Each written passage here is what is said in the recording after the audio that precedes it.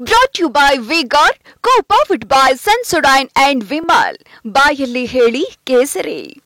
Associate sponsor UltraTech cement. April 28ಕ್ಕೆ ನನ್ನ ಮೇಲೆ ಎಫ್ಐಆರ್ ದಾಖಲಿಸಿದ್ರು. ಎಸ್ಐಟಿ ವಿರುದ್ಧ ಎಚ್ಡಿ ರೇವಣ್ಣ ಆಕ್ರೋಶ ವ್ಯಕ್ತಪಡಿಸಿದ್ದಾರೆ. ಏಪ್ರಿಲ್ 28ಕ್ಕೆ ನನ್ನ ಮೇಲೆ ಎಫ್ಐಆರ್ ದಾಖಲಿಸಿದ್ರು. ಆದ್ರೆ ನನ್ನ ವಿರುದ್ಧ ಯಾವುದೇ ಪುರಾವೆ ಸಿಕ್ಕಿಲ್ಲ. ಅದಕ್ಕಾಗಿ ಮೇ 2ರಂದು ಮತ್ತೊಂದು ಕೇಸ್ ಹಾಕಿದ್ದಾರೆ. ನನ್ನ ಮೇಲೆ ಕಿಡ್ನಾಪ್ ಕೇಸ್ ಹಾಕಿ ಬಂಧಿಸಿದ್ದಾರೆ. ಇದೊಂದು ರಾಜಕೀಯ ಷಡ್ಯಂತ್ರ ಎಂದ ರೇವಣ್ಣ. ಬೆಂಗಳೂರಿನ ಬೌರಿಂಗ್ ಆಸ್ಪತ್ರೆಯ ಬಳಿ ಎಚ್ಡಿ ರೇವಣ್ಣ ಹೇಳಿಕೆಯನ್ನು ಕೊಟ್ಟಿದ್ದಾರೆ. ನನ್ನ 40 ವರ್ಷಗಳ ರಾಜಕೀಯದಲ್ಲಿ ಯಾವುದೇ ಕಪ್ಪು ಚುಕ್ಕೆ ಇಲ್ಲ, ಇದೆಲ್ಲವನ್ನ ಕೂಡ ನಾನು ಎದುರಿಸ್ತೀನಿ ಎಂದಿದ್ದಾರೆ ರೇವಣ್ಣ. ನನ್ನ 40 ವರ್ಷ ರಾಜಕೀಯದಲ್ಲಿ ಯಾವುದೇ ಆಪಾತ ಇಲ್ಲ.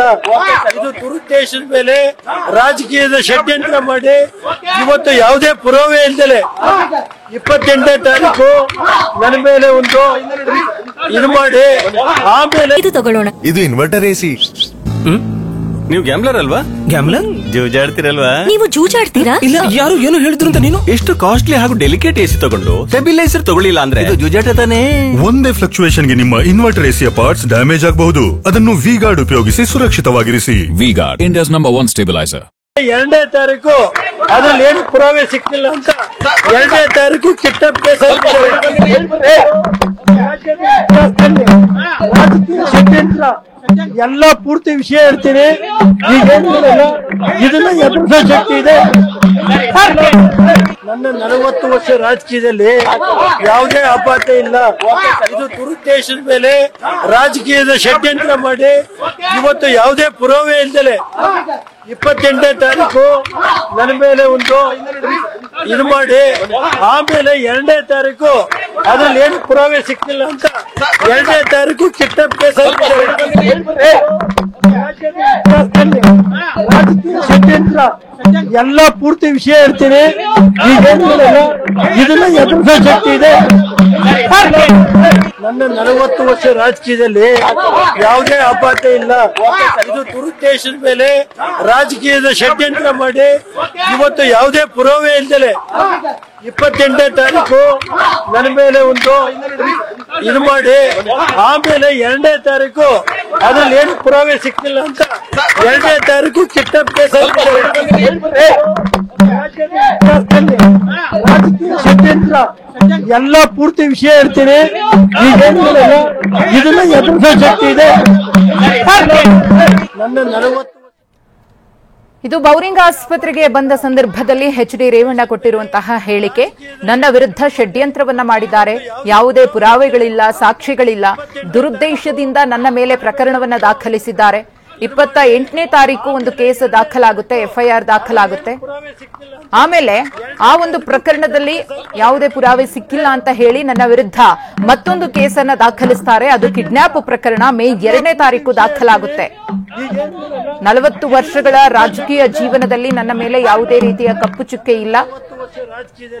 ಆದ್ರೆ ಈಗ ಇಂತಹ ಒಂದು ಪ್ರಕರಣವನ್ನ ಎದುರಿಸಬೇಕಾದಂತಹ ಸಂದರ್ಭ ಬಂದಿದೆ. ನಾನು ಎದುರಿಸ್ತೀನಿ, ಆ ಶಕ್ತಿ ನನ್ನಲ್ಲಿದೆ ಅಂತ ಹೇಳಿ ಎಚ್ಡಿ ರೇವಣ್ಣ ಬೌರಿಂಗ್ ಆಸ್ಪತ್ರೆಯಲ್ಲಿ ಹೇಳಿಕೆಯನ್ನ ಕೊಟ್ಟಿದ್ದಾರೆ. ತಮ್ಮ ಬಂಧನ ವಿಚಾರಕ್ಕೆ ಸಂಬಂಧಪಟ್ಟಂತೆ ಮೊದಲ ಬಾರಿಗೆ ಪ್ರತಿಕ್ರಿಯೆಯನ್ನ ಕೊಟ್ಟಿದ್ದಾರೆ. ಇದೆಲ್ಲವೂ ಕೂಡ ರಾಜಕೀಯ ಷಡ್ಯಂತ್ರ ಅಂತ ಹೇಳಿದ್ದಾರೆ ಎಚ್ಡಿ ರೇವಣ್ಣ.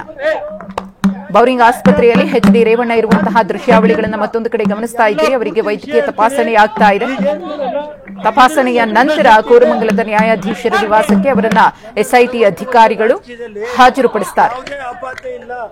ಇದು ದುರುದ್ದೇಶದ ಮೇಲೆ ರಾಜಕೀಯದ ಷಡ್ಯಂತ್ರ ಮಾಡಿ ಇವತ್ತು ಯಾವುದೇ ಪುರಾವೆ ಇಲ್ಲದೆ 28ನೇ ತಾರೀಕು ನನ್ನ ಮೇಲೆ ಒಂದು ಇದು ಮಾಡಿ ಆಮೇಲೆ 2ನೇ ತಾರೀಕು ಅದ್ರಲ್ಲಿ ಏನು ಪುರಾವೆ ಸಿಕ್ಕಿಲ್ಲ ಅಂತ 2ನೇ ತಾರೀಕು ಕಿಡ್ನಾಪ್ ಕೇಸ್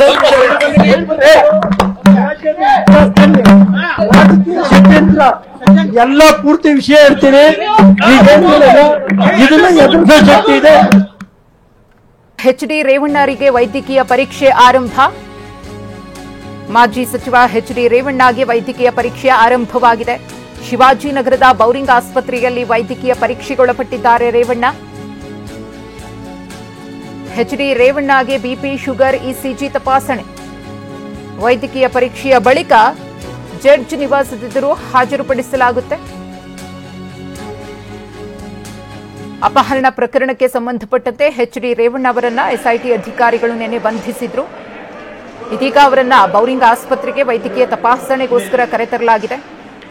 ವೈದ್ಯಕೀಯ ತಪಾಸಣೆ ಆರಂಭ ಆಗಿದೆ.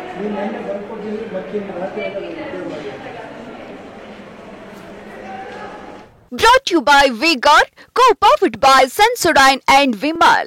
ಬಾಯಲ್ಲಿ ಹೇಳಿ ಕೇಸರಿ. Associate sponsor Ultratech Cement.